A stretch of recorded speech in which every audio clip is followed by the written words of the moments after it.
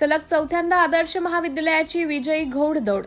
Dhamangaon railway येथील आदर्श महाविद्यालयाच्या विद्यार्थिनींनी हँडबॉल क्रीडा क्षेत्रात आपले वर्चस्व कायम राखत सलग चौथ्यांदा विजयाची बाजी मारली आहे। अमरावती येथे संत गाडगेबाबा अमरावती महाविद्यापीठाच्या अंतर्गत आयोजित मुलींच्या हँडबॉल स्पर्धेत आदर्श महाविद्यालयाच्या संघाने हनुमान प्रसारक मंडळ अमरावती या संघाविरुद्ध शानदार खेळ करत दणदणीत विजय मिळवला।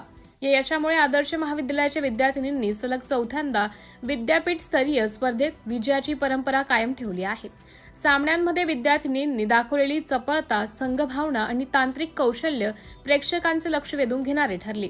निवड समिती अमरावती यांच्या वतीने लवकरच उत्कृष्ट खेळाडूंची निवड करण्यात येणार असून त्यामधून 16 विद्यार्थिनींची विद्यापीठ संघासाठी निवड होणार आहे। निवड झालेल्या खेळाडू विद्यापीठाच्या वतीने इतर विद्यापीठांशी होणाऱ्या आंतरविद्यापीठीय स्पर्धेमध्ये सहभाग घेणार आहेत। या यशासाठी विद्यार्थिनींनी सातत्यपूर्ण सराव, कठोर मेहनत आणि शिस्तीचं पालन केलं।